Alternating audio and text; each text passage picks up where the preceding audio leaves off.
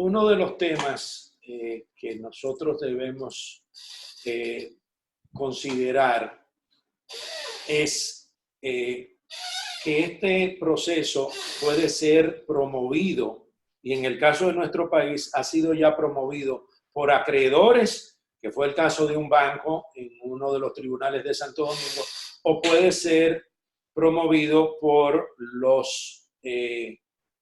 deudores. Yo tengo una situación, yo preveo que voy a tener una situación, estoy al borde de no poder enfrentar mis pagos, yo puedo solicitar al tribunal la condición o la aprobación de entrar en el proceso. Pero aún así también la ley tiene, y esto es copiado de la legislación norteamericana, los acuerdos previos. La empresa entiende que va a tener problemas, negocia con la mayoría de los tenedores de su deuda, aquellos que representan más del 50% del monto de su deuda, y solicita y negocia con ellos un acuerdo, y ese acuerdo lo presenta al tribunal. Entonces, eso permite una reducción de tiempo y una eficiencia en los tribunales enorme. Esto es una de las herramientas más modernas que existen en este tipo de procesos y fue incluida dentro de nuestra legislación. Países como México, Argentina, Colombia apenas están incluyendo este tipo de condición, este tipo de posibilidad, y las regulaciones de la Unión Europea están entrando recientemente en vigencia en este tema. Sobre estos temas querían abordar, magistrada. Y en el sentido de este tema, quisiera hacer la puntualización de que, si bien es cierto de que en principio se creó una sala para cada departamento judicial o región judicial para conocer de los procedimientos de reestructuración mercantil o liquidación de empresas, el Poder Judicial tomó la decisión de convertir las salas en ordinarias y, por lo tanto, en cada departamento o región que se estableció el conocimiento de este tipo de demandas o solicitudes, la Cámara Civil completa tiene la posibilidad de conocer de dichos casos. Es decir, que no solamente la séptima sala, ahora los procedimientos se sortearán y puede caer en cualquiera de las demás salas que tiene tanto el departamento de Santo Domingo como el departamento de Santiago. Gracias, magistrada, por la aclaración. Agregar también que entiendo que, al igual que usted, una de las mejores salidas que ha implementado nuestra ley desde el punto de vista económico, que es el que le interesa al empresario por lo general, es el acuerdo previo plan, porque aquí tú te reduces costos y,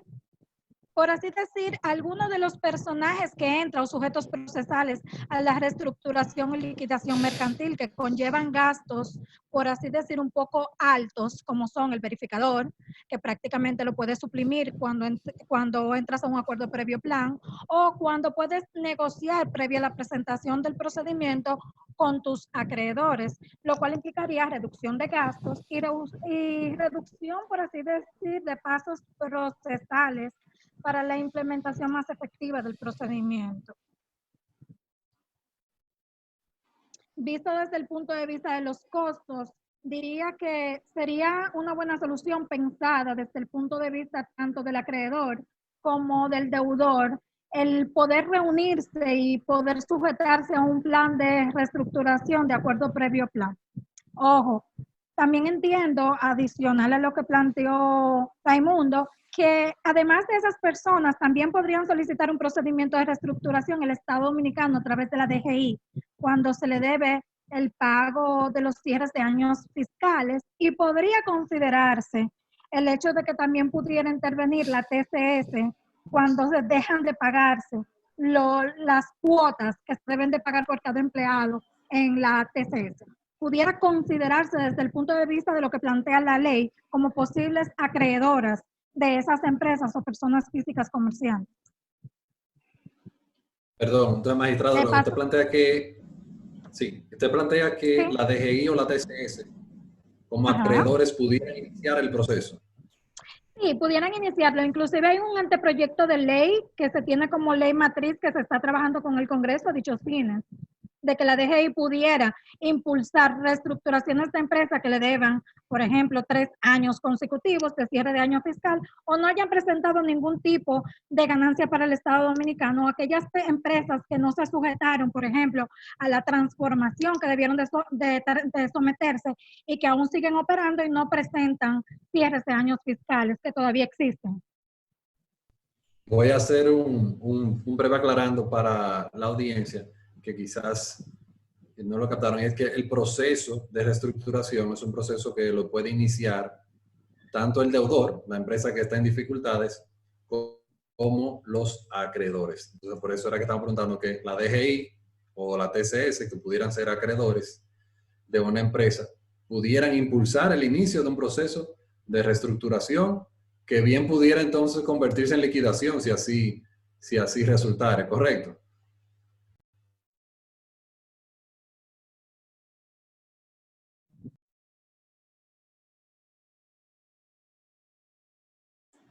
Es correcto.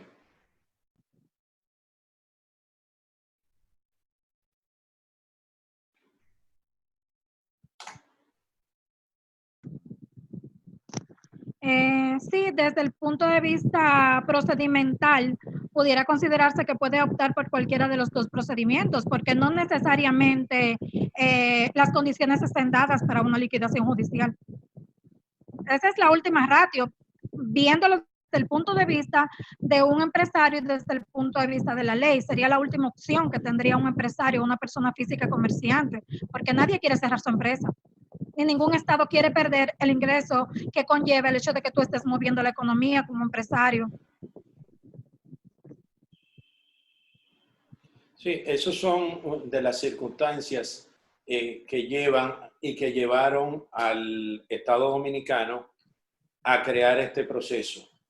que permite la permanencia y ahora lo estamos viendo en los tribunales si eso es factible o no y si se está ejecutando. Entendemos que en este preciso momento, con la pandemia y el cierre obligatorio de una serie de negocios, otros pudieron, por su característica de temas de salud o de alimentación, mantenerse laborando, pero ha creado una serie de dificultades económicas para las empresas y eso permite entonces que analicemos si este proceso de reestructuración mercantil le es aplicable a esas empresas, lo cual debiera analizarse con las personas que tengan conocimiento de la ley si es posible o no aplicar. No es la única salida, hay otras negociaciones que son posibles. Los expertos concursales en materia de reestructuración hablan de la reestructuración privada, que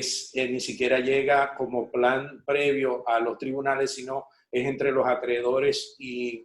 el deudor que se realizan y se realiza con tanto tiempo que no hay necesidad de llegar a los tribunales. Uno de los problemas más grandes que nosotros tenemos en República Dominicana es el tema de cuándo se busca la ayuda para decidir o no sobre una reestructuración. Lamentablemente, nosotros tenemos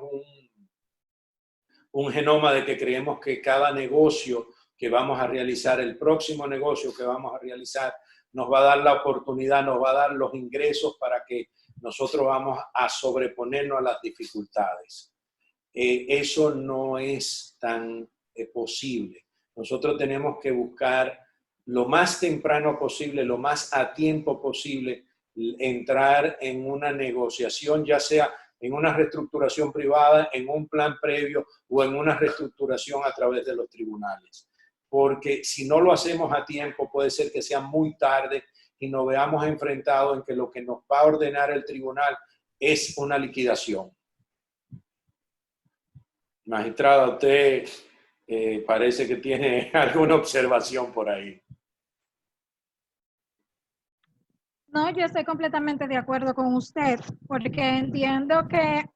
es mejor llegar a un buen arreglo antes de llegar a un tribunal que someterse a los tantos gastos que existen en un procedimiento de reestructuración cuando se son tribunales.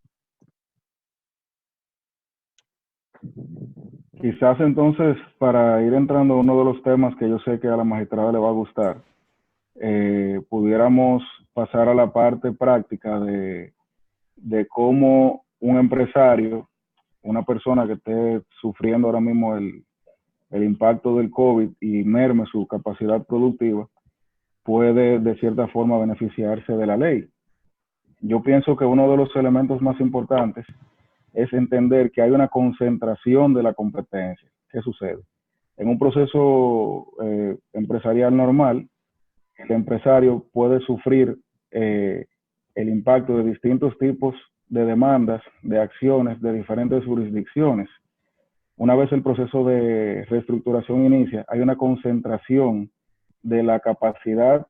y de la atribución de los tribunales en base a la ley. La ley crea un tribunal especial y dice que, salvo pocas excepciones, ese es el tribunal competente para conocer de todo lo que tenga que ver con una empresa y su patrimonio. Esa concentración tiene una lógica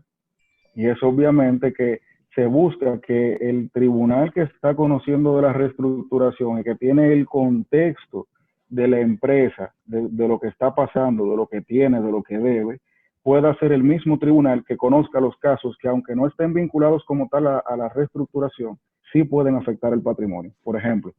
un proceso de cobro que pueda de cierta forma afectar a la empresa que está en reestructuración, lo correcto es que el mismo tribunal que está conociendo la reestructuración sea que conozca eso, para evitar que una sentencia a espaldas de los demás acreedores pueda afectar el patrimonio que esos acreedores están concursando, entre comillas, para eventualmente cobrar. Ese efecto, y es un tema que la magistrada no va a abundar más, afecta no solamente a los cobros, sino también al tema de los embargos, y aunque ella lo va a tocar con mayor profundidad, una de las herramientas más prácticas para permitir la operatividad de la empresa la encontramos en el artículo 53 de la ley, que es la suspensión, digamos, de todas las acciones que tengan como un objetivo la sustracción de capitales de esa empresa que está sujeta al proceso de reestructuración. Aquí en el distrito nosotros hemos tenido ya la